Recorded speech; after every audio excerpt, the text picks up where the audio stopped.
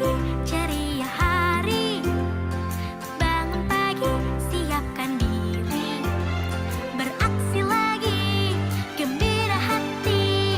Tidurku tak larut malam. Ku bangun pagi tak kesiangan. Banyak hal bisa ku lakukan. Mentari tersenyum senang.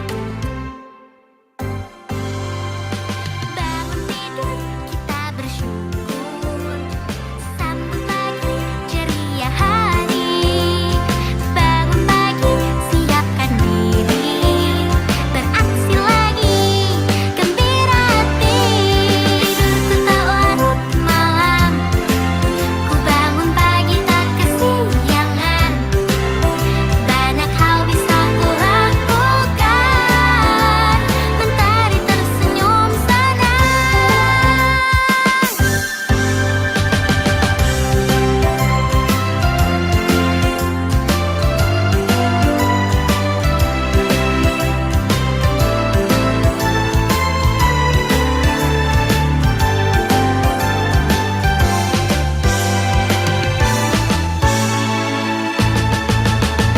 Tidurku tak larut malam. Ku bangun pagi tak kesiangan. Banyak hal bisa ku lakukan. Mentari tersenyum senang. Tidurku tak larut malam. Tidurku tak larut malam. Pagi tak kesiangan. Banyak hal bisa ku lakukan. Mentari tersenyum senang. Mentari tersenyum senang.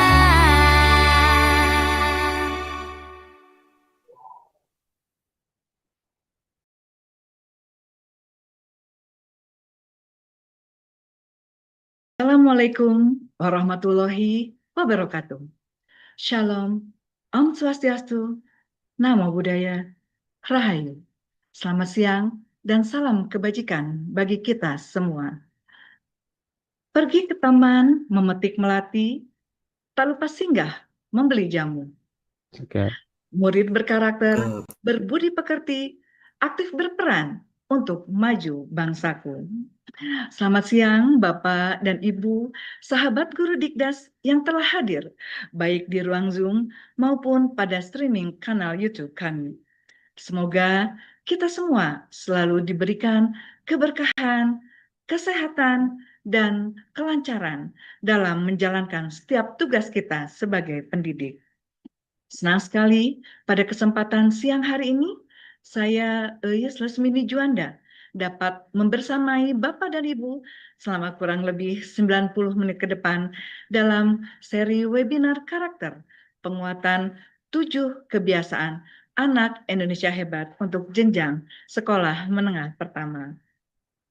Puji dan syukur, mari kita sama-sama panjatkan kehadirat Allah Subhanahu wa Ta'ala, Tuhan yang Maha Esa, karena atas rahmat dan karunia-Nya kita dapat berjumpa secara daring pada hari ini, Rabu 17 Desember 2025. Pertama-tama, izinkan saya untuk menyapa Bapak dan Ibu narasumber pada webinar siang hari ini. Yang terhormat, Direktur Guru Pendidikan Dasar Bapak Dr. Rahmadi Widiharto, MA, yang pada kesempatan kali ini diwakili oleh penanggung jawab pembelajaran Direktorat Pendidikan Dasar Ibu Sotia Mayangguri, MSID. Narasumber kita, Ibu Darmaning Diah Oktasari, SMP Katolik Widyatama, Kota Batu, Jawa Timur, dan Bapak Yusef Saipullah dari SMP Negeri 3 Cipatat, Kabupaten Bandung Barat. Selanjutnya, sapa hormat kami untuk para pimpinan, Kepala UPT, Kepala Dinas Pendidikan, serta perwakilan dari Dinas Pendidikan Provinsi maupun dari Dinas Pendidikan Kabupaten Kota. Last but not least, izinkan saya untuk menyapa Bapak dan Ibu guru hadirin peserta webinar yang kami banggakan. Selamat datang dalam webinar penguatan karakter dengan tema penguatan 7 kebiasaan anak Indonesia hebat di sekolah menengah pertama. Mengawali webinar kita kali ini, Sebagai wujud cinta tanah air, marilah bersama-sama kita mendengarkan lagu kebangsaan Indonesia Raya. Hadirin dimohon duduk dengan sikap sempurna.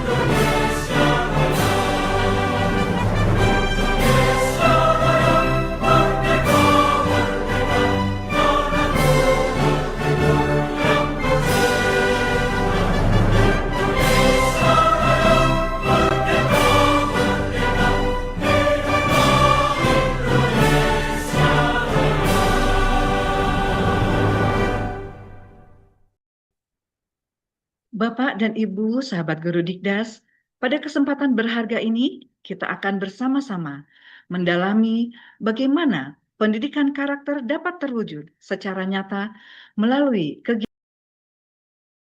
kegiatan kokurikuler dengan semangat pembelajaran mendalam.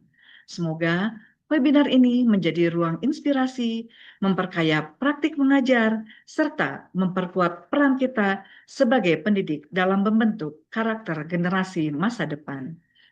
Mengawali webinar pada siang hari ini, mari kita simak bersama sambutan, arahan, sekaligus membuka webinar yang akan disampaikan oleh Direktur Guru Pendidikan Dasar Ditjen GTKPG Kemendikdasmen Bapak Dr. Rahmadi Widiarto MA yang pada kesempatan kali ini diwakili oleh penanggung jawab pembelajaran Direktorat Pendidikan Dasar Ibu Sotia Mayangwuri MSID.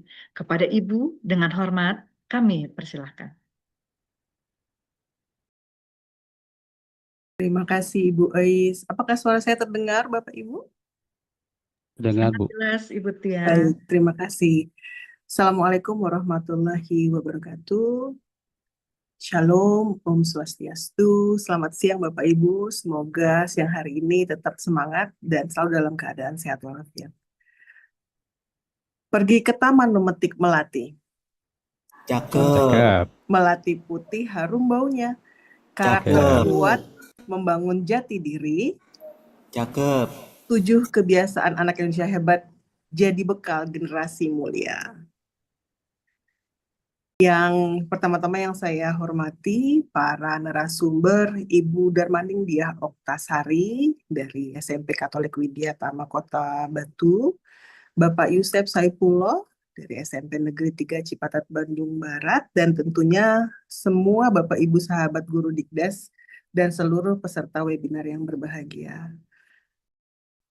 Izin pertama-tama saya ingin menyampaikan permohonan maaf dari Bapak Direktur Guru Pendidikan Dasar, Bapak Dr. Rahmadi Widiharto yang sedianya dijadwalkan untuk menyapa dan membuka kegiatan webinar pada siang hari ini, namun karena ada agenda kegiatan lain yang mendadak sehingga beliau berhalangan hadir pada siang hari ini.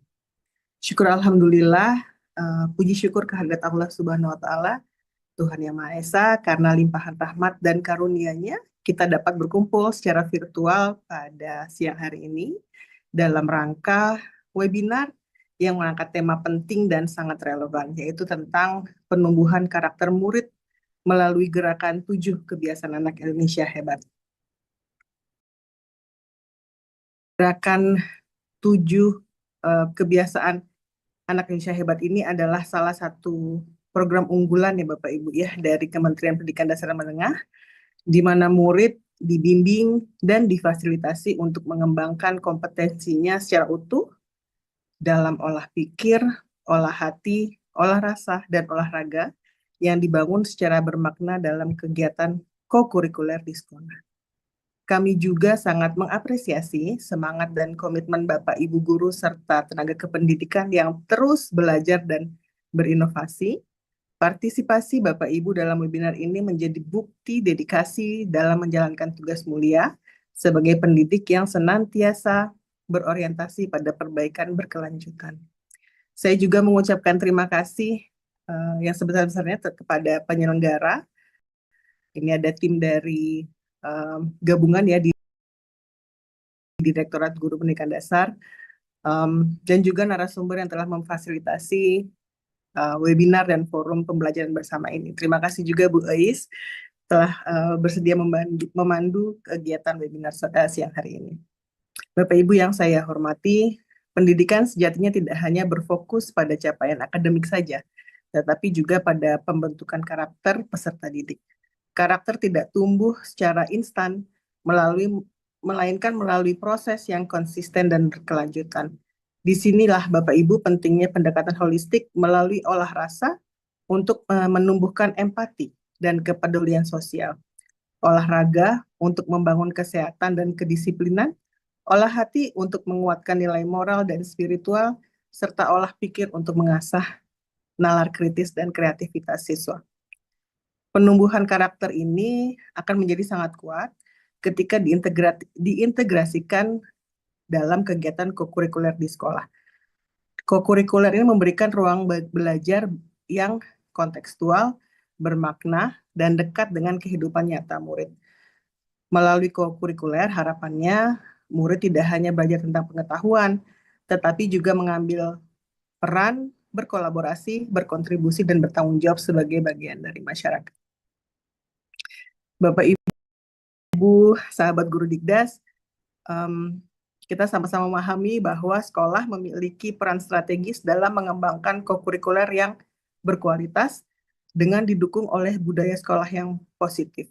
Budaya sekolah yang menumbuhkan nilai saling menghargai, gotong royong, kejujuran, dan kepedulian akan menjadi ekosistem yang subur bagi tumbuhnya karakter murid. Oleh karena itu, di sekolah perlu melakukan transformasi yang tidak hanya sebagai tempat belajar, tetapi sebagai pusat penumbuhan karakter yang hidup dan berdampak bagi lingkungan sekitar. Bapak Ibu guru memiliki peranan yang penting nih di sini. Dalam konteks ini, penguatan kompetensi murid menjadi sangat penting. Perlu dibekali dengan kompetensi yang mumpuni dalam mencapai generasi emas 2024, termasuk di sini adalah penguatan 8 dimensi profil lulusan. Sebagai fondasi agar mereka mampu tumbuh menjadi pembelajar sepanjang hayat. Murid diharapkan tidak hanya unggul secara individu, tetapi juga mampu berpikir kritis, bernalar reflektif, berkomunikasi secara efektif, serta berperan aktif sebagai warga masyarakat dan warga dunia yang bertanggung jawab. Harapannya melalui webinar siang hari ini, kurang lebih 90 menit ke depan, kami berharap Bapak Ibu memperoleh inspirasi praktik baik dari narasumber-narasumber yang hebat. Di sini ada Bu Riris dan Pak Yusef, serta pemahaman yang lebih mendalam tentang bagaimana sekolah dapat mengembangkan kokurikuler, Bapak Ibu guru dapat membangun budaya sekolah yang baik dan melakukan transformasi nyata demi menumbuhkan karakter murid secara utuh. Akhir kata, saya mengucapkan selamat mengikuti webinar ini. Semoga kegiatan ini memberikan manfaat dan menjadi langkah nyata dalam mewujudkan pendidikan yang memerdekakan, berkarakter, dan berdampak. Dengan izin Bapak Ibu, sambil mengucap Bismillahirrahmanirrahim, webinar ini secara resmi kami buka. Saya akhiri dengan pantun. Sore hari mentari merunduk. Cakep. Langit jingga pertanda senja. Cakep. 7 kebiasaan anak Indonesia hebat telah kita pupuk menjadi bekal karakter generasi muda. Cakep. Assalamualaikum warahmatullahi wabarakatuh. Selamat Waalaikumsalam. siang. Salam sejahtera bagi kita semua. Kami kembalikan ke Ibu Ais. Baik, terima kasih kepada Ibu Sotia atas sambutan, arahan, sekaligus membuka webinar ini secara resmi. Kami mengucapkan terima kasih banyak Ibu atas kehadirannya dan besar harapan kami Ibu berkenan untuk membersamai kami hingga akhir acara. Namun sekiranya Ibu memiliki agenda lain, kami persilakan Ibu untuk melanjutkan dan meninggalkan ruang webinar ini. Seiring doa dari kami, semoga Ibu senantiasa diberikan kelancaran dan kesehatan. Selamat melanjutkan aktivitas Ibu Sotia. Baik, Bapak dan Ibu hadirin yang kami hormati, tibalah kita untuk memasuki acara inti, di mana kita akan bersama-sama mendengarkan materi yang akan dipaparkan oleh dua narasumber hebat kita, yaitu Ibu Darmaning Diah Oktasari, atau yang akan saya sapa dengan Ibu Riris, dan selanjutnya akan disampaikan oleh Bapak Yusef Saipul. Selamat siang, Ibu Riris. Siang. Oke, Assalamualaikum Pak Yusef, apa kabar? Waalaikumsalam. Alhamdulillah. Alhamdulillah, terima kasih Bu Riris, Pak Yusef telah meluangkan waktunya untuk hadir pada kegiatan webinar siang hari ini yang kami sama-sama pahami bahwa minggu-minggu ini menjadi minggu-minggu yang cukup sibuk di sekolah menghadapi pembagian rapot, tapi Betul luar sekali. biasa Pak Yusef, Bu Riris masih berkenan meluangkan waktu untuk berbagi praktik baiknya dengan kami di kegiatan webinar ini. Kami yakin bahwa pengalaman nyata yang akan Bu Riris dan Pak Yusef sampaikan akan menjadi inspirasi berharga bagi para peserta webinar pada siang hari ini. Baik, tapi ini Bapak dan Ibu mohon bersabar sedikit lagi, izinkan saya untuk menyampaikan profil dari dua narasumber hebat kita ini. Baik, saya perkenalkan yang pertama Ibu Darmaning Diah Oktasari atau Ibu Riris, lahir di Batu 24 Oktober 1979. Beliau adalah guru bahasa Inggris di SMP Katolik Widyatama Kota Batu. Pendidikan beliau adalah S2 Pendidikan Bahasa Inggris di Universitas Negeri Malang, dan beliau memiliki moto, "If you don't stand for something, you will fall for anything." Baik, berikutnya profil dari Bapak Yusef Saipullah. Beliau lahir di Garut 28 September 1982 dan pada saat ini beliau adalah mengajar guru di SMP Negeri 3 Cipatat, Kabupaten Bandung Barat. Pendidikan beliau adalah S1 Pendidikan Bahasa Inggris dari IPI Garut dan sedang menempuh S2 di IKIP Siliwangi Cimahi. Selamat melanjutkan pendidikan ya Pak Yusef, dan Terima kasih. beliau adalah penulis dari buku antologi Kesharlindung Dikdas, juga penulis artikel Best Practice Kesharlindung Dikdas, dan sama dengan Ibu Riris juga, beliau adalah peserta pelatihan tingkat nasional dan regional dari Arigato International Fellowship. Dan moto beliau adalah belajar menjadi pribadi yang sabar dan penuh dedikasi. Baik, Bapak dan Ibu, itu tadi profil dari dua narasumber kita. Nah, sebelum mulai, bagi Bapak dan Ibu yang ingin mengajukan pertanyaan, mangga dapat dituliskan melalui kolom Q&A pada Zoom, tentunya dengan mencantumkan nama, asal instansi atau sekolah, dan pertanyaannya. Dan nanti pertanyaan yang masuk akan dijawab oleh narasumber kita di sesi akhir. Baik, Bapak dan Ibu, inilah momen yang sudah kita tunggu-tunggu sejak tadi. Langsung saja mengawali sesi materi, kami persilahkan Ibu Riris dan Pak Yusef untuk menyampaikan materinya. Silakan Bu Riris, Pak Yusef.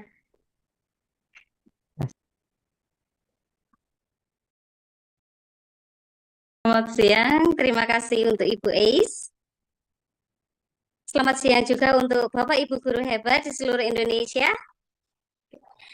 Jikalau Bapak Ibu sudah siap, boleh memberikan reaksi.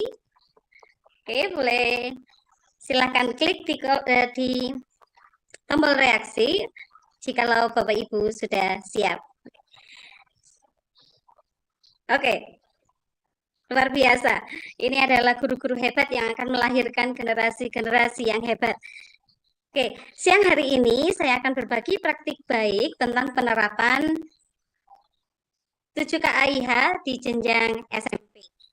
Bapak Ibu, saya rasa Bapak Ibu sekalian sudah sangat familiar ya, apalagi selama 6 bulan terakhir, saya yakin Bapak Ibu juga sudah berusaha untuk menerapkan kurikuler di sekolah Bapak Ibu masing-masing. Oleh sebab itu, oleh sebab itu saya akan sedikit berbagi.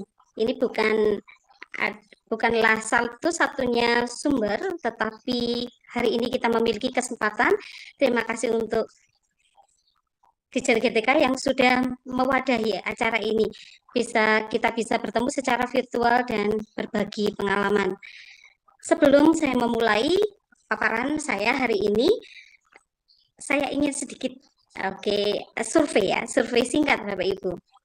Saya akan letakkan link di kolom chat.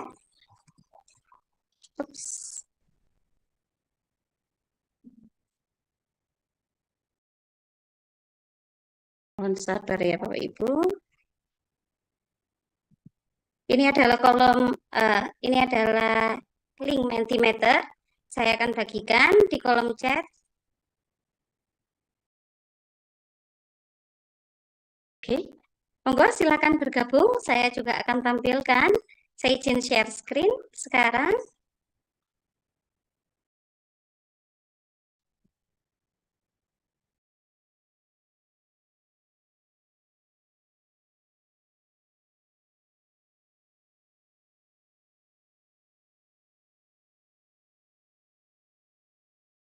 Apakah sudah terlihat Bapak Ibu? Sudah, Bu. Sudah berdiri. Oke, silahkan arahkan mobile phone Bapak Ibu ke layar. Ya, di situ akan muncul QR code. Bapak Ibu bisa menekan link yang ada di kolom chat atau memperoleh QR code bisa dari layar atau bisa juga dari kode. Ya. Saya tunggu beberapa saat supaya Bapak Ibu bisa bergabung semua. Singkat saja Bapak Ibu, ini bukan survei yang menakutkan ya, sekedar berbagi. Oke, sambil saya tampilkan berapa banyak kira-kira yang sudah bergabung di Mentimeter. Wah, luar biasa. Sudah 105. Oke.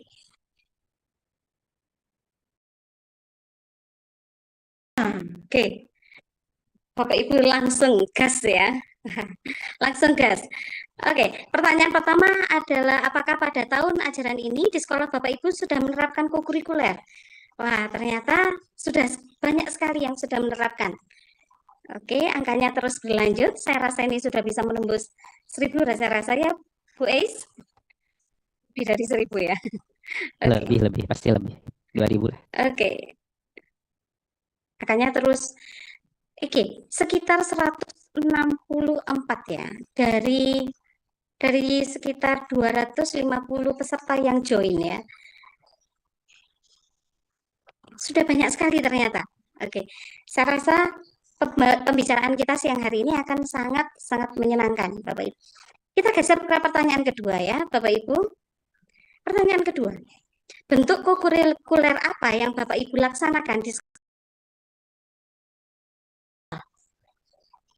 Nah, apakah kolaborasi lintas disiplin ilmu, 7 KAI, atau cara lain?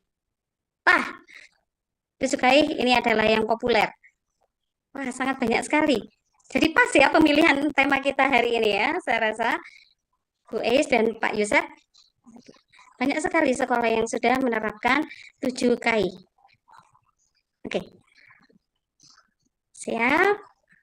Masih bergerak angkanya di kisaran 150. Monggo saya tunggu. Statistiknya belum muncul. Oke. Oh, belum muncul ya? Layar mentinya belum muncul, Bu? Belum, masih QR code. Baru QR-nya. Oh, masih QR code. Mohon maaf. Oke. Berarti hanya saya saja ini yang menikmati ininya ya, pergerakannya. Mohon maaf. Saya share di sini. Oke. Oke. Apakah sudah nampak? Sudah, Bu Riris, terima kasih. Oke. Ada 188 peserta yang join survei dan 130. Wah, luar biasa. Yang paling populer adalah 7KI. Pertanyaan ketiga, Bapak Ibu. Siap ya, Bapak Ibu? Nah, ini terkait dengan isi webinar yang kemarin.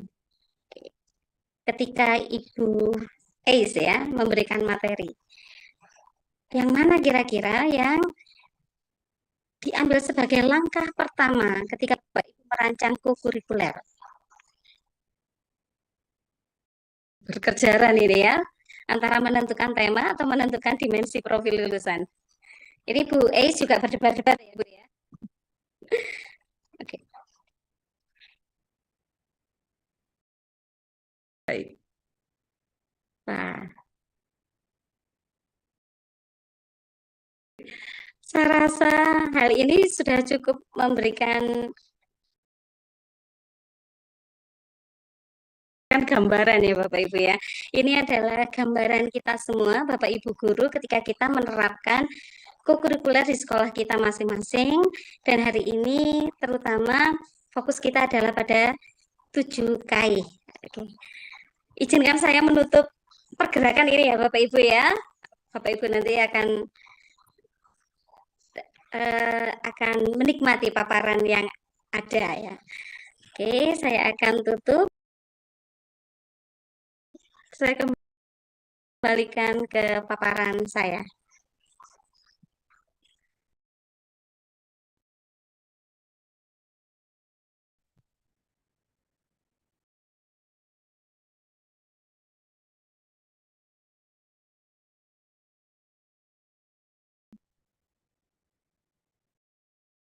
Apakah sudah kembali? Sudah, Bu. Oke, terima kasih. Oke. Ini judul yang kami angkat hari ini, Bapak Ibu, penerapan 7KI pada kokurikuler di jenjang SMP. Ya. Dan seperti yang tadi sudah Bapak Ibu isi, bahwa 7KI ini menempati posisi pertama dari para peserta yang ada ya. Jadi di sekolah Bapak Ibu menerapkan 7KI. Semoga kita akan mendapatkan sesuatu yang baru gitu ya. Pengertian kokurikuler, Bapak Ibu, kita kembali mengingat, ini adalah dasar yang utama, bahwa kokurikuler ini merupakan kegiatan pembelajaran yang dilaksanakan untuk penguatan, ya, pendalaman, dan atau pengayaan kegiatan intrakurikuler dalam rangka pengembangan kompetensi, terutama penguatan karakter 8 dimensi profil lulusan. Ketika kita mengajar anak-anak, hal yang akademis, intrakurikuler bukanlah hal yang utama, tetapi tentu saja itu akan menjadi bekal yang sangat luar biasa untuk anak-anak nantinya. Oleh sebab itu, kita perlu memberikan penguatan dan pendalaman melalui kegiatan kokurikuler supaya kompetensi yang mereka miliki ini bisa menjadi sebuah kompetensi yang utuh, siap guna, siap diterapkan, dan anak-anak akan siap menjadi pribadi yang berfungsi di masyarakat dengan 8 dimensi profil lulusan. Pentingnya kokurikuler Bapak Ibu untuk menjembatani antara pembelajaran konseptual di kelas dan penerapannya dalam kehidupan nyata, serta menciptakan ekosistem belajar yang berkesadaran, bermakna, menggembirakan, dan memberdayakan sejalan dengan konsep pembelajaran mendalam.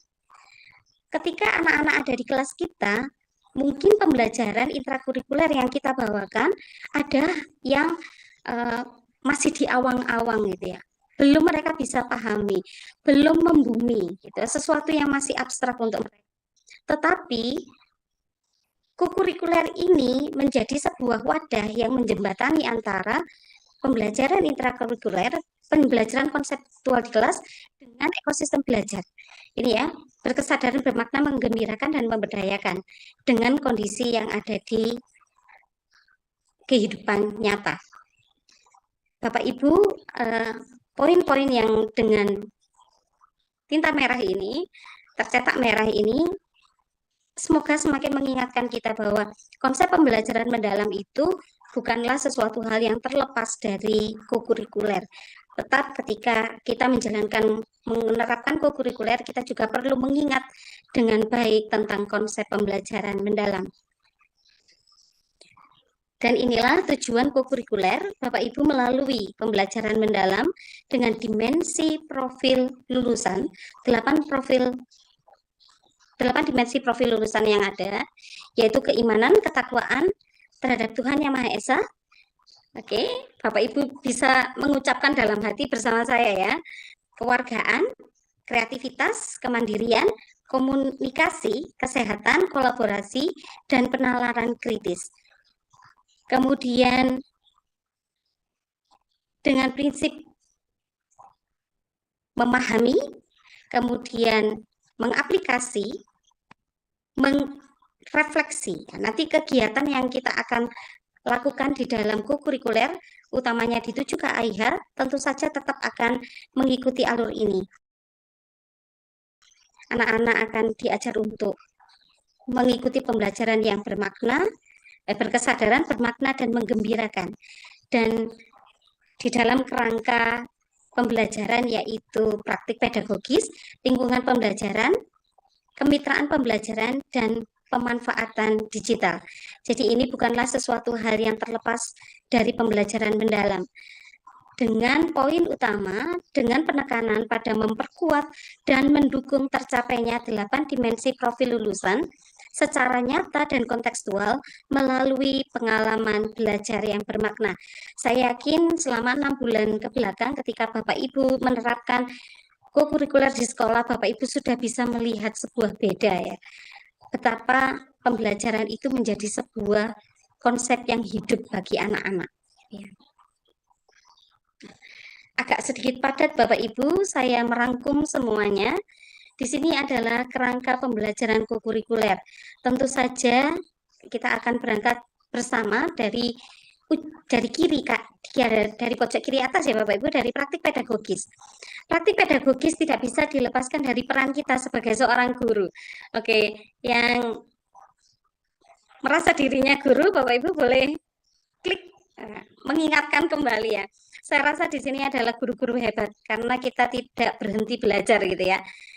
Kita Bapak Ibu guru di dalam program ini ya, dalam kokurikuler kita berfungsi sebagai aktivator ya, mengaktifkan ya. Kemudian kolaborator, kita yang mengkolaborasikan, menjembatani, merangkul semua pihak. Kita adalah kolaborator. Yang berikutnya, guru adalah, Oke. Saya sedikit tertutup dengan ini. Oke.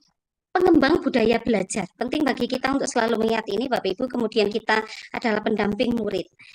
Kita geser ke sebelah kanan, lingkungan pembelajaran.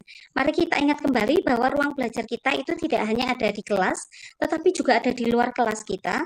Kemudian ada komunitas lokal di lingkungan kita, dan juga yang tidak kalah penting adalah ruang-ruang digital. Itu yang sudah mulai terbuka bagi kita untuk pembelajaran. Yang berikutnya adalah kemitraan pembelajaran. Saya rasa kita semua sudah memahami bahwa kokurikuler ini bukan sesuatu program yang berdiri sendiri di sekolah. Gitu ya. Sangat tidak mungkin satuan pendidikan ini bergerak sendiri.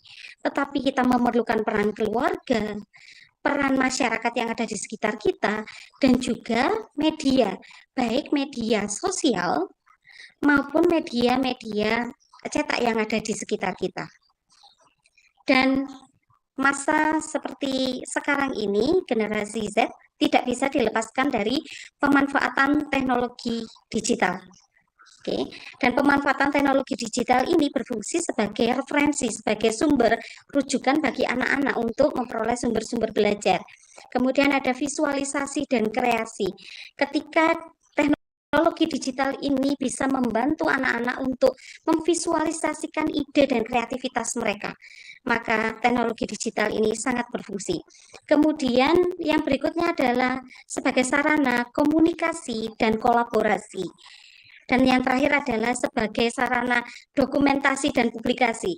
Bapak Ibu, saya rasa ini kita bisa berkaca dari pengalaman kita sebagai murid ya, di waktu yang lalu, betapa kita sangat sulit mendokumentasikan kegiatan pembelajaran. Apa yang kita kerjakan hanya berhenti pada ruang kelas kita atau berhenti pada buku tulis murid-murid kita. Tetapi sekarang bayangkan Bapak Ibu, anak-anak bisa menjangkau begitu luas, mencakup begitu banyak. Mereka bisa mempublikasikan karya mereka dengan sangat luar biasa. Itulah fungsi pemanfaatan teknologi digital. Karakteristik kokurikuler, ya mohon maaf kalau saya cepat ya Bapak Ibu, ini agak banyak begitu yang disampaikan. Karakteristik kokurikuler yang pertama adalah fleksibel, menekankan pada keluasan dan adaptif terhadap berbagai kondisi dan kebutuhan murid, serta dalam pengaturan metode, materi, dan waktu pembelajarannya. Yang kedua, karakteristiknya adalah kontekstual, tentu saja harus dikaitkan dengan kehidupan nyata siswa.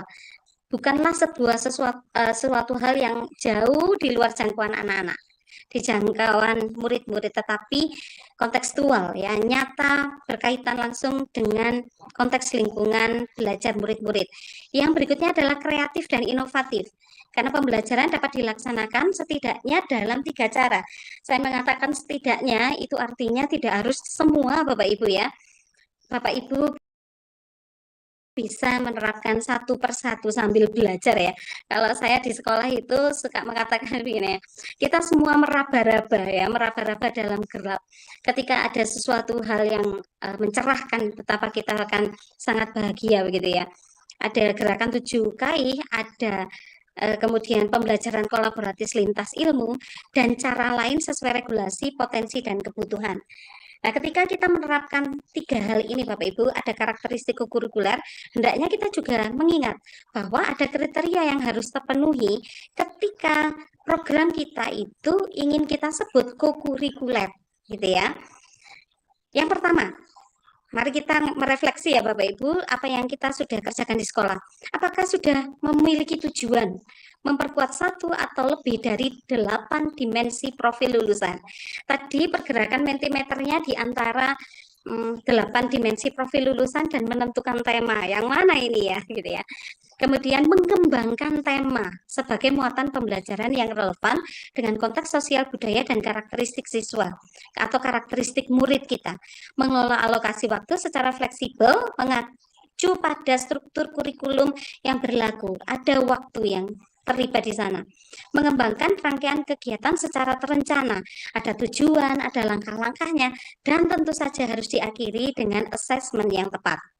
Nah, kuncinya adalah bagaimana kegiatan-kegiatan kokurikuler itu dirancang secara sadar, terencana, melibatkan murid secara aktif dan terhubung dengan nilai-nilai yang ingin ditanamkan. Ya, sesuatu yang terencana itu sedikit menusuk hati saya secara pribadi sebagai seorang guru, karena di tengah belum terlalu pahamnya kami, ini ada perencanaan-perencanaan yang terlewat begitu ya. Maka hari ini kita akan sama-sama belajar. Nah, gerakan 7 KI kita akan langsung pada tema ini Bapak Ibu. Penentuan dimensi profil lulusan, itu yang akan kita lakukan sebagai langkah pertama. Jadi tadi jawabannya yang benar adalah menentukan dimensi profil lulusan Bapak Ibu. Kemudian penentuan tema. Yang ketiga, baru kita akan menentukan penentuan pembiasaan pelaksanaan 7 KI-nya, yang mana yang akan kita pilih begitu ya. Kemudian penyusunan perencanaan kokurikuler. pelaksanaan kokurikuler, evaluasi, dan tindak lanjut. Nah, di sini ada keterangannya berbasis 7 kebiasaan. Nanti kita akan sama melihatnya. Kemudian tujuan memperkuat minimal 1 dimensi profil lulusan. Bentuk aktivitas yang dilakukan, jurnal kebiasaan harian, tantangan kelas mingguan, bisa kampanye kebiasaan baik, turun ke lapangan, wawancara tokoh, bisa riset, kemudian aksi kolaboratif, dan lain-lainnya.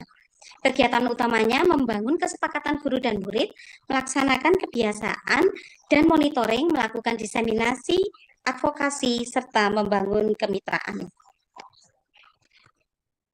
Nah, ini saya rasa sudah sangat jelas ya Bapak Ibu. Bapak Ibu sudah sangat hafal ini ya.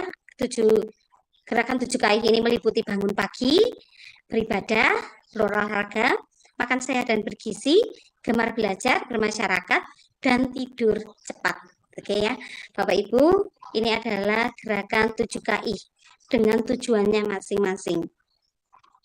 Pertemuan kita pada siang hari ini akan sedikit mengangkat tentang praktik baik ya. Praktik baik itu bukan berarti saya sudah melaksanakan Bapak Ibu, tetapi inilah yang sempat kami bahas bersama. Kami berusaha untuk bagaimana merencanakan sebuah kokurikuler melalui 7 KI.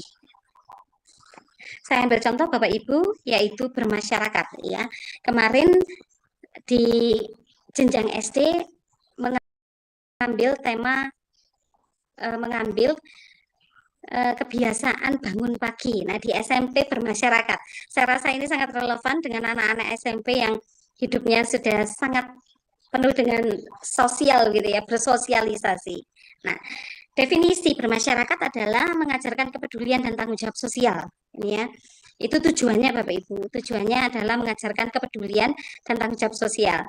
Manfaatnya menumbuh kembangkan nilai gotong royong dan kerjasama, menumbuh kembangkan nilai saling menghormati dan toleransi, menumbuh kembangkan nilai keadilan dan kesetaraan, meningkatkan rasa tanggung jawab terhadap lingkungan, menciptakan kegembiraan. Dimensinya adalah keimanan dan ketakwaan kepada Tuhan Yang Maha Esa, kewargaan dan kolaborasi.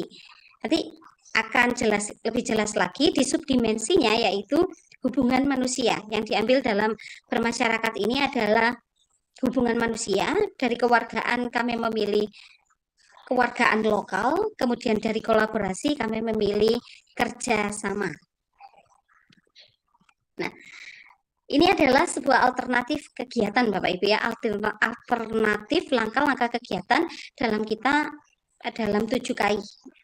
Yang pertama ini adalah kisah si Budi. Kisah si Budi. Siapakah Budi? Nah, kita akan sama-sama lihat. Budi ini adalah anak yang sering dihindari, dilihat tapi tidak benar-benar diperhatikan, gitu ya. Ini adalah mapnya ya Bapak Ibu. Tujuan kegiatannya menyadari bahwa setiap orang itu memiliki nilai dan martabat. Belajar merenungkan diri sendiri dan orang lain, mengembangkan sikap peduli, empati, dan berani bersikap adil. Sasarannya untuk anak-anak SMP, medianya mudah didapat Bapak Ibu, hanya lembaran kertas kosong, pena, dan balon. Alokasi waktunya ada 2 kali 40 menit. Kemudian langkah-langkah kegiatannya ada langkah 1, diskusi kelompok. Kemudian langkah 2, pertanyaan reflektif. Langkah 3, kita memvisualisasikan Budi ini menggunakan balon gitu ya. Sesuatu yang harus kita perlakukan dengan baik. Langkah keempatnya adalah refleksi dan penulisan. Tujuannya ini Bapak Ibu, setiap manusia memiliki martabat yang sama sejak lahir. Tugas kita adalah saling menjaga dan menghargainya. Kisah si Budi ini sebenarnya ada di sekitar kita. Begitu banyak kasus-kasus pembulian yang ada di sekitar kita, maka dalam bermasyarakat, hal yang penting kita ingat adalah mengingat bahwa setiap orang itu memiliki martabat yang sama. Ini adalah langkah-langkahnya Bapak Ibu. Nanti bisa diakses di microsite ketika. Dan yang berikutnya adalah aktivitas what would the world would be. Bagaimana dunia ini akan menjadi seperti apa dunia kita ketika ya. Nah, di sini ada 2 langkahnya Bapak Ibu.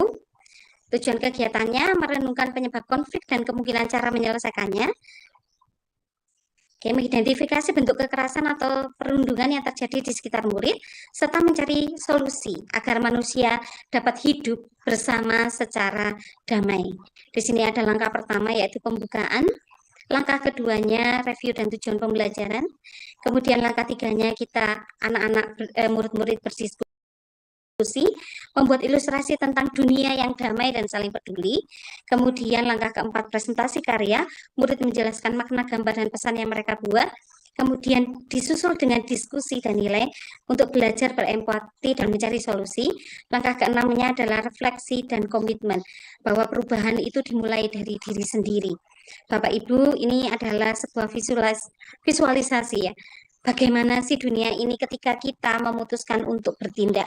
Bagaimana ketika murid-murid kita diajar untuk dari lingkup yang kecil, dari kelas-kelas kita mereka mulai mengembangkan ini ya, kalau yang disampaikan oleh Ibu Tia, bagaimana mengolah hatinya, bagaimana menumbuhkan empatinya, bagaimana melihat dunia ini yang penuh dengan masalah ketika tidak ada orang yang peduli, dan ketika ada orang-orang yang peduli, dunia ini akan menjadi seperti apa.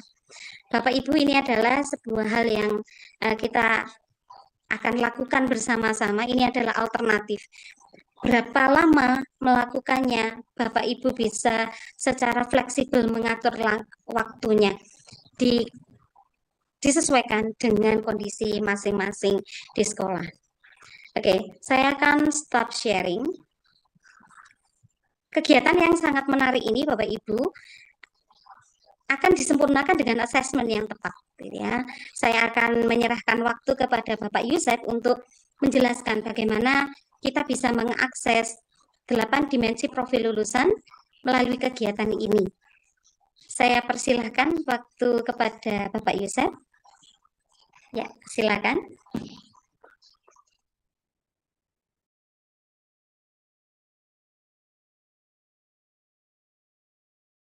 Baik, terima kasih Bu Riris.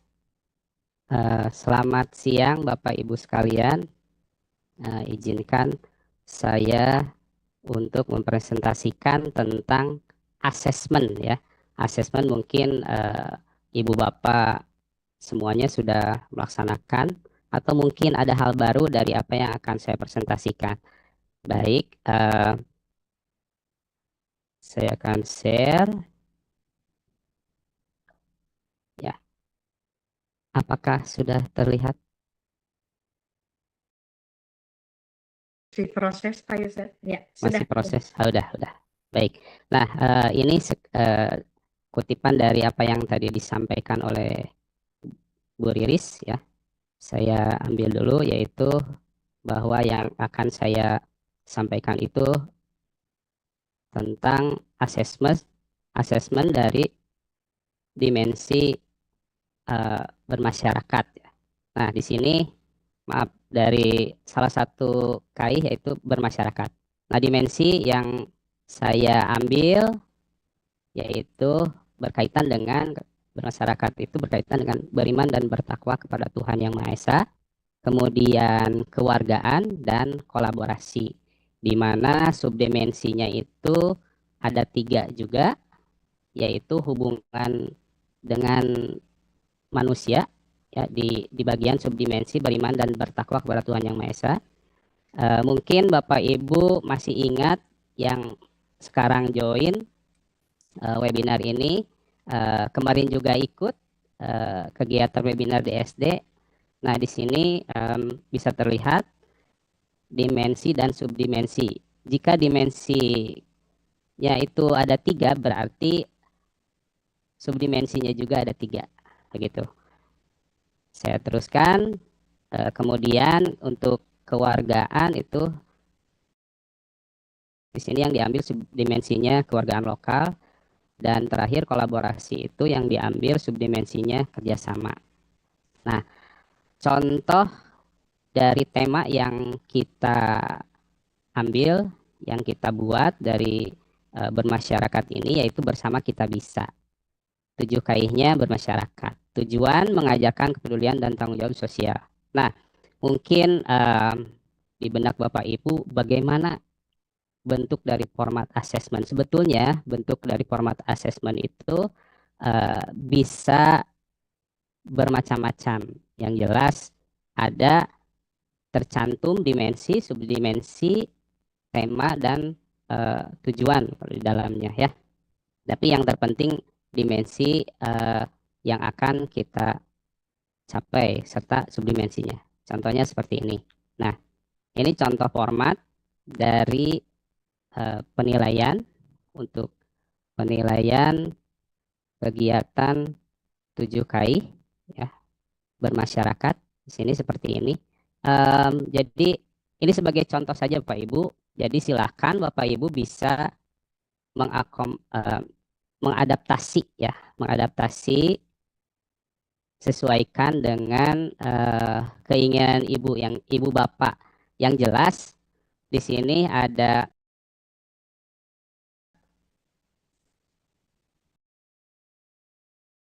ini misalnya contoh di sini ada 3, bermasyarakat, beriman dan bertakwa kepada Tuhan Yang Maha Esa, seperti tadi yang disampaikan, dengan hubungan sesama manusia. Nah ini BCM-nya ini merupakan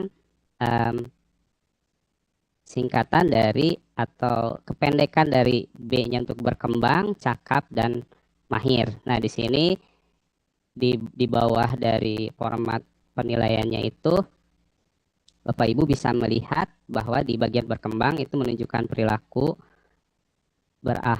akhlak mulia dalam kehidupan sosial dengan saling menghormati dan berintegritas namun belum konsisten. Jadi di bagian berkembang ini anak-anak mungkin selama pengamatan dari kegiatan yang tadi disampaikan, contohnya kegiatan yang ditunjukkan oleh Bu Riris, kita bisa menemukan bahwa di kegiatan tersebut perilaku anak itu sudah menunjukkan mati dan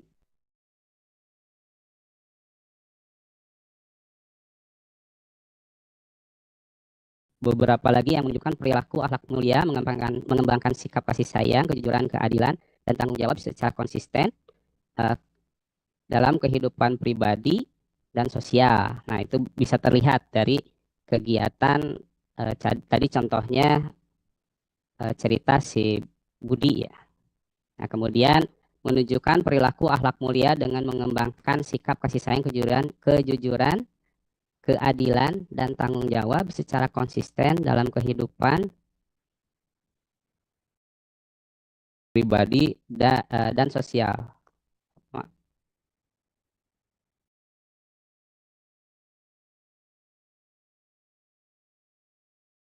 Nah, selanjutnya mungkin Bapak Ibu penasaran atau mungkin ada beberapa dari Bapak Ibu sekalian yang hadir yang menjadi operator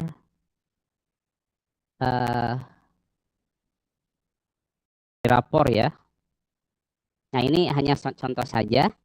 Ini contoh, mungkin nanti bisa kokurikuler 7KI-nya itu dimasukkan ke dalam kokurikuler di iRapor.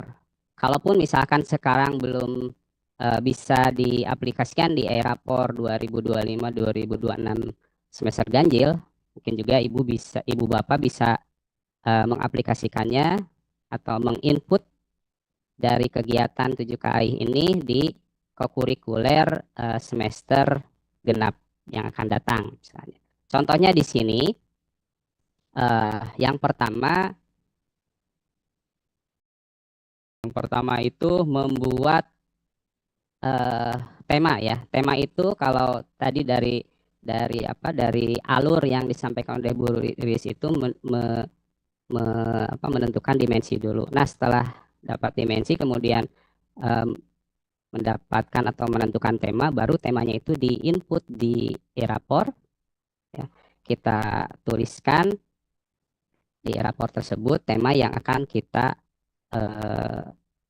masukkan nilainya. Nah, kemudian contoh lagi ini seperti ini. Contohnya nama kelompoknya ketika ibu bapak ingin menuliskan kelompok misalkan kelas 7, kelas 8, kelas 9 itu mau dibuat beberapa tema bisa juga ya. Misalkan kelas 7 temanya apa, kelas 8 temanya apa, kelas 9 temanya apa. Yang jelas itu ada keterkaitan atau masuk 7 KAI itu dalam kegiatan kokurikuler tersebut. Nah, selanjutnya ini contoh di dalam tema tersebut ya, contoh. Jadi tadi mungkin juga tema itu bisa dimasukkan menjadi judul ya. Di judul tersebut ada tujuan akhir kegiatan kokurikuler, kemudian profil lulusannya apa gitu ya. Nah, ini contohnya, ini contoh kebetulan yang saya share screen ini contoh kokurikuler lintas mapel ya. Ini kegiatan untuk kokurikulernya yang baru dimasukkan itu kegiatan untuk lintas mapel, dan kedepannya berencana untuk mengimplementasikan atau menginput kegiatan kokurikuler 7 KAI yang sudah berjalan ya. Selanjutnya, nah mungkin itu saja yang bisa saya sampaikan. Terima kasih atas waktu dari Bapak Ibu untuk menyimak paparan dari kami. Selanjutnya saya serahkan ke Bu Ais. Baik, terima kasih Pak Yusef juga Bu Riris atas pemaparan yang luar biasa. Namun ini saya masih penasaran nih Bu Riris ya. Tadi kan Bu Riris menyampaikan ada sebuah aktivitas yang namanya cerita Budi ya, kisah Budi ya. Oke, Bu Riris kalau tidak keberatan boleh tidak itu ditampilkan supaya kita ingin tahu langkah-langkah pertamanya itu seperti apa itu kisah Budi itu, bagaimana itu bisa berkaitan dengan kemasyarakatan begitu ya, supaya langkah-langkahnya kita penasaran. Saya tadi gambarnya ini banget gitu, apa eye catching sekali, bagus sekali gitu posternya. Silakan Bu Riris mungkin bisa menjelaskan kembali yang tadi. Saya penasaran nih.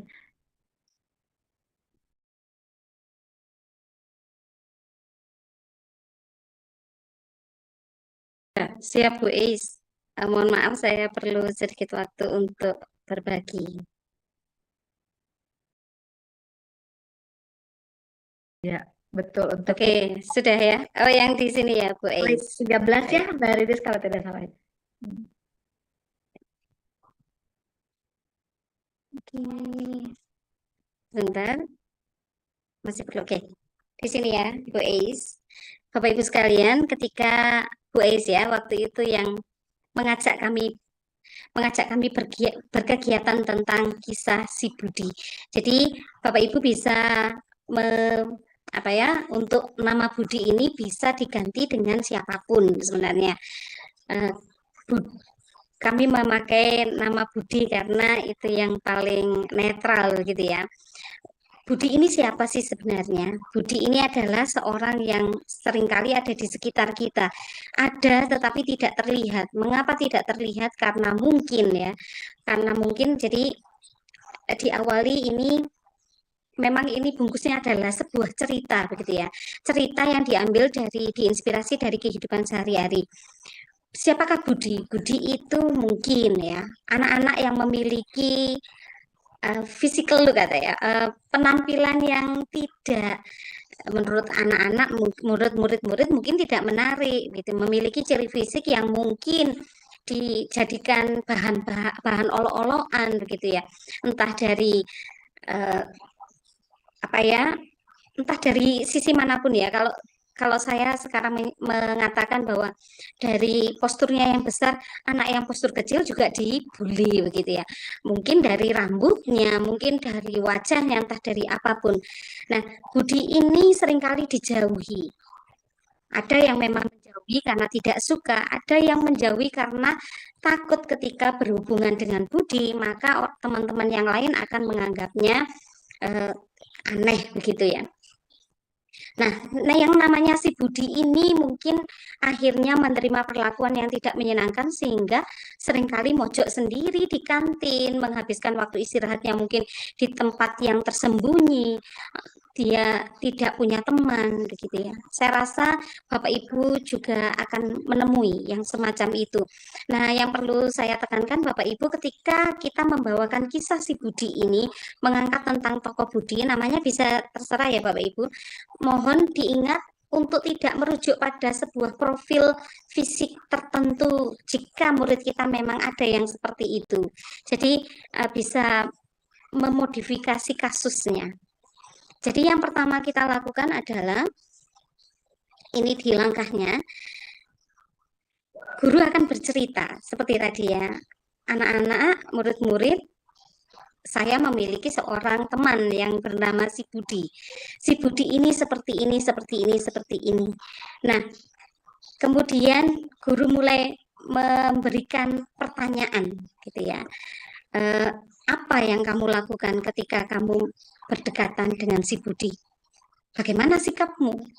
Apakah kamu menghindar atau berteman dengan dia? Jadi pertanyaan pemantik itu kita sampaikan kepada anak-anak, meminta anak-anak untuk mulai berpikir ketika mereka berdekatan dengan si Budi ini, apa yang mereka biasa lakukan.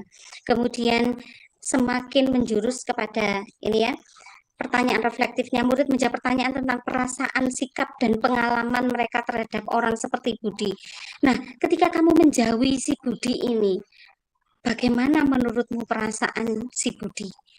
Apa yang kamu rasakan kalau kamu ada di posisinya Budi? Banyak orang di sekitarmu, tapi tidak ada seorang pun yang mau mendekati kamu. Seperti itu, Bapak Ibu, hal-hal yang mungkin murid-murid kita tidak pernah pikirkan. Ketika kamu mengatakan, kamu rambutmu keriting gitu, kamu mukamu jerawatan, kira-kira apa yang dirasakan oleh teman-teman kita? Bagaimana kalau kita ada di posisi si Budi? Nah, itu anak-anak, murid-murid kita ajak untuk merenungkan. Kemudian langkah yang ketiga, kita memvisualisasikan si Budi ini dalam bentuk balon, Bapak Ibu. Cuma saya tidak bisa memberi mata, mulut, hidung, begitu ya. Jadi waktu itu Bu Eis mengajar kami, itu balonnya itu diberi, ini umpamanya adalah si Budi.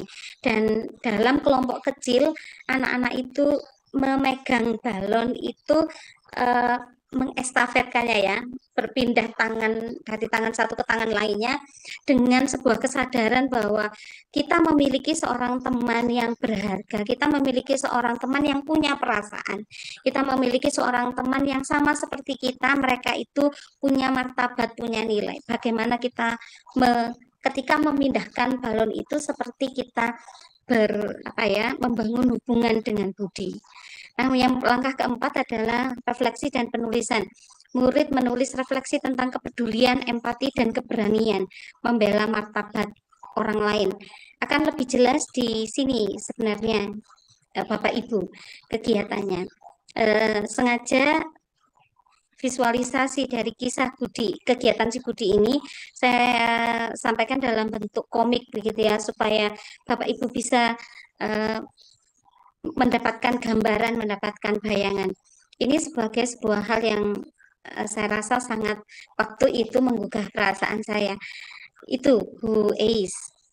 Apakah Baik, terima kasih. ya Raja? Terima Ya, kasih Ibu Riris ya. Jadi ya, kalau bisa tadi ditangkap bahwa kisah Budi ini merefleksikan bagaimana kita memberikan sebuah bimbingan kepada peserta didik kita, bagaimana kita menyikapi kondisi pertemanan yang ada di sekitar kita, begitu ya, dan bagaimana kita merasakan apa yang teman yang kurang beruntung itu rasakan, gitu, sehingga melalui aktivitas tersebut maka muncullah kesadaran untuk saling menghargai dan saling menghormati. Baik. Terima kasih luar biasa Bu Riris dan Pak Yosef atas paparannya, dan seperti yang tadi di awal disampaikan, teman-teman boleh apabila ada pertanyaan menuliskannya di kolom Q&A ini ya yang ada di layar teman-teman semua. Nah, di sini udah berapa banyak banyak pertanyaan nih sepertinya. Gimana kalau kita coba mulai dulu dari yang awal ya. Nah, katanya ini ada dari Ibu Nurhayati, SMP 3 Bengkalis. Apabila sudah menginput kokurikuler, apakah masih perlu untuk menginput proyek pada e-raport? Ulangi, jadi apakah kalau sudah menginput nilai kokurikuler, apakah masih perlu untuk menginput proyek pada e-raport? Mungkin pertanyaan ini akan saya sampaikan kepada Pak Yusef ya. Dan setelah Baik. menjawab pertanyaan Bu Emi, nanti saya akan beralih kepada Ibu Yunia yang sudah raise hand. Baik, boleh bersiap Bu Yunia. Silakan dijawab Pak Yusef. Terima kasih. Ya, tadi itu dari siapa, Bu? Dari Pertanyaannya? Ibu Emi, SMP 3 Bengkalis. Baik, ini untuk menjawab pertanyaan dari Ibu Emi ya, dari Bengkalis. Kalau misalkan kegiatan 7 KAI dan proyek itu dilaksanakan dalam 1 minggu, tapi dengan waktu yang berbeda, itu dikembalikan lagi ke kebijakan sekolah untuk menentukan apakah proyek tersebut bisa diinput dua-duanya, dimasukkan dengan mungkin ada keterangan ya, ada keterangan dari redaksi atau dari redaksi dari proyek tersebut ataupun kegiatan 7 KAI. Kemudian nanti tinggal menentukan apa saja yang terdapat dari proyek ataupun gerakan 7 KAI tersebut. Nah, kalaupun misalkan ya sudah, karena sekarang misalkan bisa si proyek tersebut dimasukkan ke dalam KAI, 7 KAI, berarti tinggal menginput yang 7 KAI aja, yang di dalamnya terdapat inti dari tadi proyek. Misalkan yang tadi saya tunjukkan ya, proyek lintas mapel itu. Ternyata dalam 7 KAI itu juga ada. Nah, jadi kalau boleh dibilang itu di merger ya. Jadi di 7 KAI tapi di dalamnya terdapat nilai dari proyek tersebut. Dari deskripsinya silahkan Bapak Ibu mungkin untuk menuliskan dengan disesuaikan dengan kebijakan sekolahnya. Mungkin itu Bu Ya, Bois. terima kasih Pak Yusef atas jawabannya. Seperti janji tadi, saya akan beralih ke Ibu Yunia Arija. Silahkan Ibu untuk menyampaikan pertanyaannya. Ibu sudah raise hand. Ibu Yunia.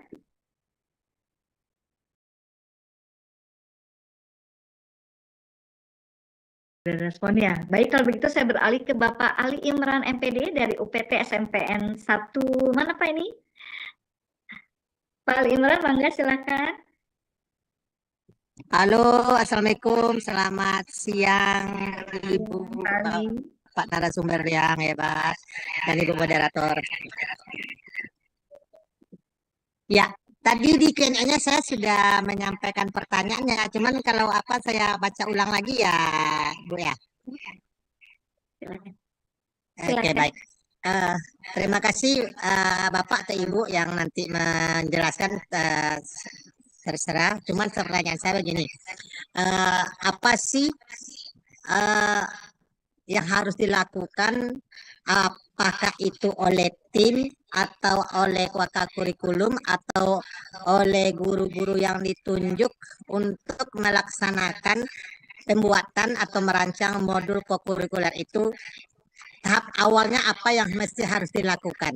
Nah, yang kedua, setelah tahap pertama itu bisa dilakukan atau dibentuk atau diapakan istilahnya. Nah, langkah keduanya apa yang harus dilakukan oleh tim kah atau wakakurikulum kah atau siapa saja yang membuat rancangan modul kokurikulernya. Yang kedua adalah apa yang mesti kita lakukan lagi terhadap murid-murid kita di sekolah kita.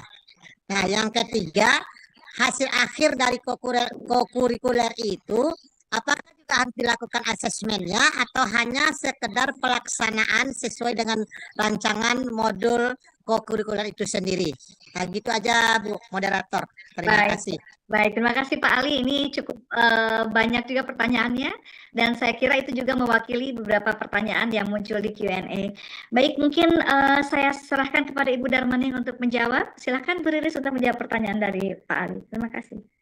Jawabannya.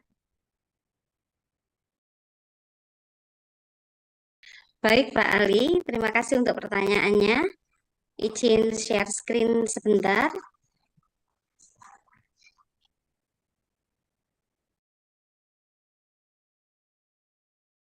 Ini adalah langkah yang kemarin sudah sempat disampaikan oleh Ibu Jadi Bapak bisa melihat, apakah sudah nampak Bapak Ibu?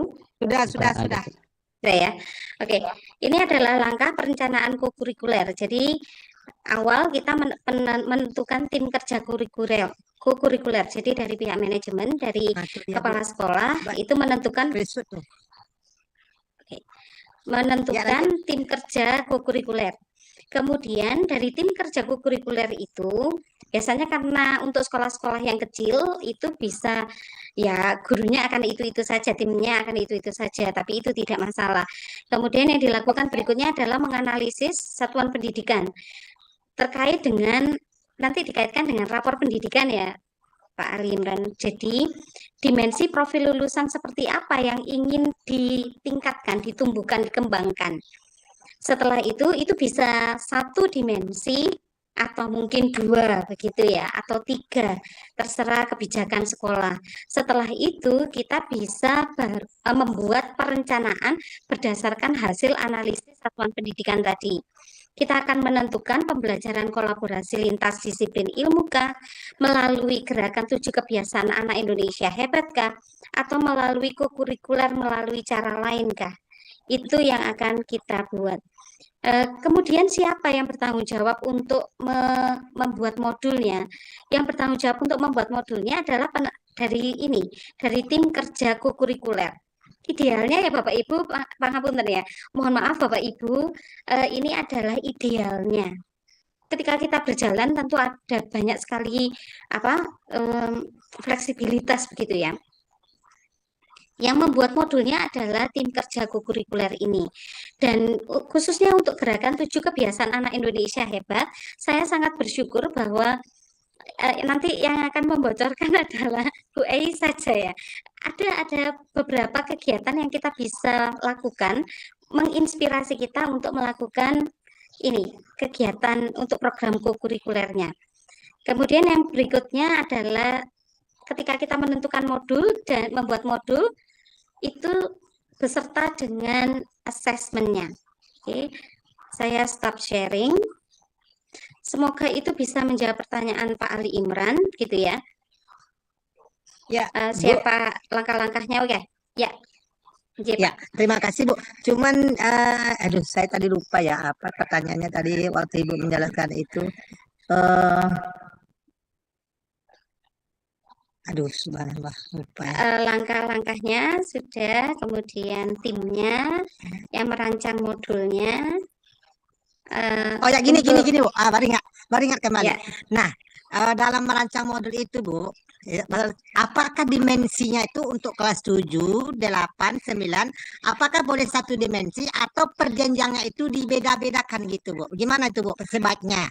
Baru itu saya ingat. Apakah dimensi untuk kelas 7, kelas 8, 9 itu boleh satu dimensi secara keseluruhan atau harus satu kelas 7 satu dimensi, kelas 8 satu dimensi, kelas 9 satu dimensi. Gimana itu Bu baiknya? Terima kasih. Kalau saya secara pribadi itu fleksibel karena itu tergantung kesiapan sekolah juga. Ya menurut saya itu tergantung kesiapan sekolah. Ketika kita mengadakan sebuah program, apakah kita guru sudah cukup siap untuk secara jujur Pak Ali, membuat satu program itu saja sudah sulit kan ya. Kecuali kalau memang kita punya tim yang lebih dari satu, siap untuk membuat, monggo kerso gitu ya, silahkan. Saya mungkin untuk lebih jelasnya saya bisa ke Pak Yusef atau Ibu Eis mungkin ya, yang mungkin lebih berpengalaman hal ini. Kalau saya secara pribadi tergantung kesiapan sekolah, gitu. Tergantung analisisnya juga ya. Kita juga harus istilahnya bisa mengenal potensi kita, gitu. Ya, Baik, terima bagaimana Bu kasih. SC? Luar biasa ini pertanyaan yang muncul di kolom Q&A. Ini hampir lebih dari 20 ya, dan waktu kita juga hampir selesai, tapi saya coba memberikan kesempatan lagi kepada mungkin 2 pertanyaan di sini dari Ibu Riz Ariska. Untuk kisah budi ini apakah bisa dilaksanakan pada satu mapel tertentu atau dilaksanakan secara bersama lintas disiplin ilmu? Mungkin masih oleh Bu Riris dijawabnya apakah kisah budi tadi dia bisa lintas mapel atau dia harus memiliki alokasi waktu tersendiri. Silakan Bu Riris.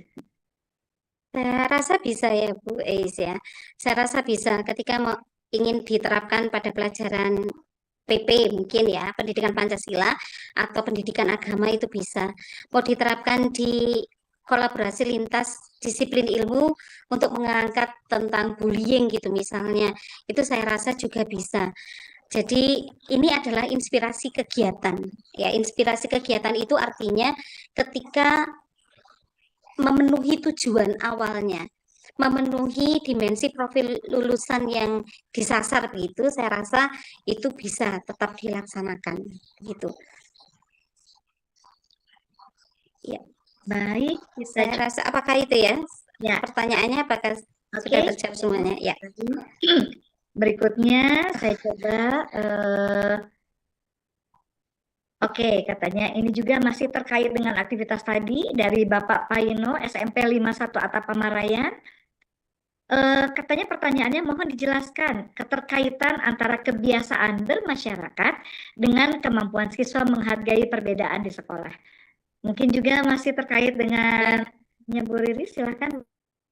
Iya, saya melihat juga di kolom itu sangat banyak yang tentang si Budi, sekalian dijawab ya Bu Eis, diperbolehkan ya. Ya, tentang si Budi ini dari Bapak Paino, kebiasaan bermasyarakat. Ketika kita bisa menerima kekurangan orang, ketika kita bisa menerima bahwa kita diciptakan itu memang berbagai ragam, dan kita tetap bisa melihat bukan secara fisik, tetapi dari martabat orangnya, bahwa kita diciptakan Tuhan itu berharga. Kita diciptakan Tuhan itu mulia gitu ya. Makanya ada katakan memuliakan murid-murid kita, karena memang sedari awal Tuhan menciptakan kita itu mulia dan berharga. Jadi melihat apakah bisa hal ini menolong kita untuk bermasyarakat, tentu saja ketika kita bisa menghargai orang lain, maka proses bermasyarakat itu akan sangat bisa berjalan dengan baik. Kemudian terkait pertanyaan berikutnya, pelabelan ciri-ciri fisik ya. Ketika murid-murid kita suka memanggil teman-temannya itu dengan ciri fisiknya, dan yang harus kita lakukan ya tetap mengingatkan dengan konsisten. Tidak ada lagi yang kita bisa lakukan.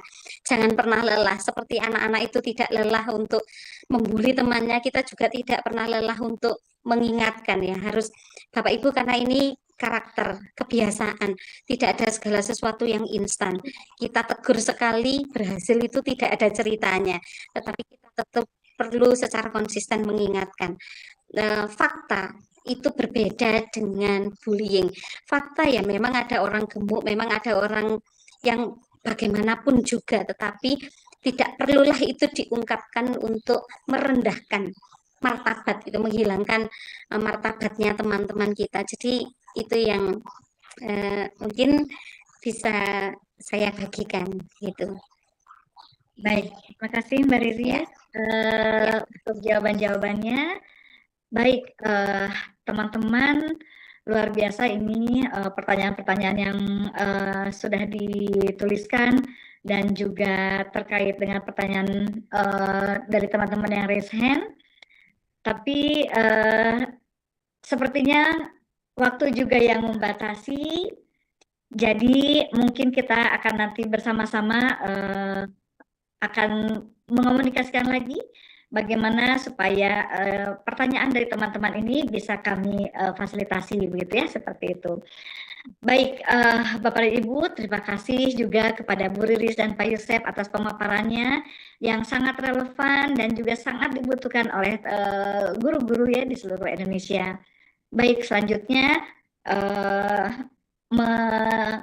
memasuki bagian akhir dari kegiatan ini, mohon kiranya Bu Riris dan Pak Yusef bisa memberikan closing statement, bisa memberikan semangat kepada teman-teman yang hadir di webinar ini untuk berbuat yang lebih baik lagi. Monggo silakan Bu Riris dan Pak Yusef.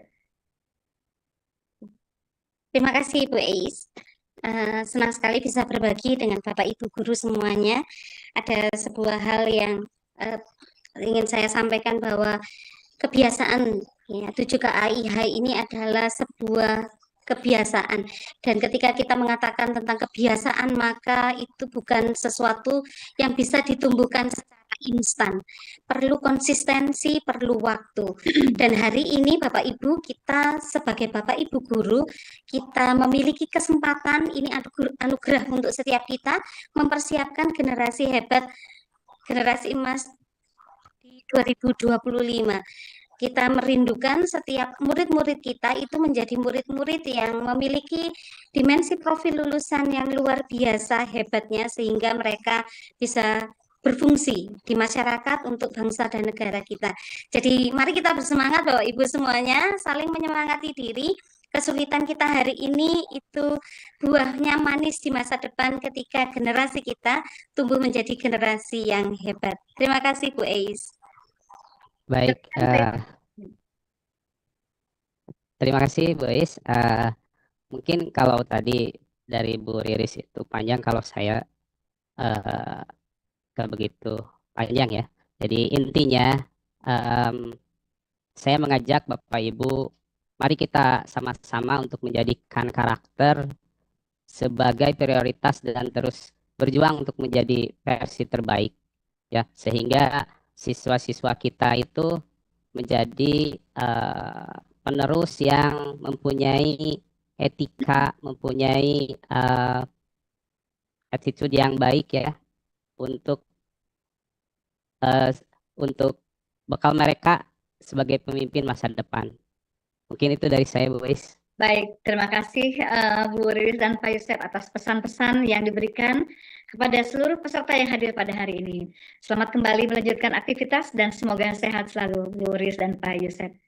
Baik, Bapak dan Ibu sekalian, sudah seluruh rangkaian kegiatan webinar kita pada siang hari ini. Terima kasih atas perhatian, partisipasi aktif Bapak dan Ibu, baik dari ruang Zoom maupun dari kanal YouTube. Semoga informasi yang didapat pada hari ini dapat menjadi inspirasi yang selanjutnya dapat dikembangkan pada satuan pendidikan kita masing-masing. Pergi berlayar menuju seberang, angin sepoi menemani bahtera. Kokurikuler jadi ruang berkembang, menumbuhkan karakter sepanjang masa. Baik, Bapak dan Ibu, di penghujung acara ini, saya selaku moderator memohon maaf atas segala kekurangan selama memandu acara ini. Mewakili tim yang bertugas, saya Listusmi Juanda undur diri. Sampai jumpa, selamat melanjutkan aktivitas. Tetap semangat Bapak dan Ibu dan salam sehat selalu. Wassalamualaikum warahmatullahi wabarakatuh. Salam sejahtera untuk kita semua. Sampai jumpa Bapak dan Ibu hebat. Terima kasih.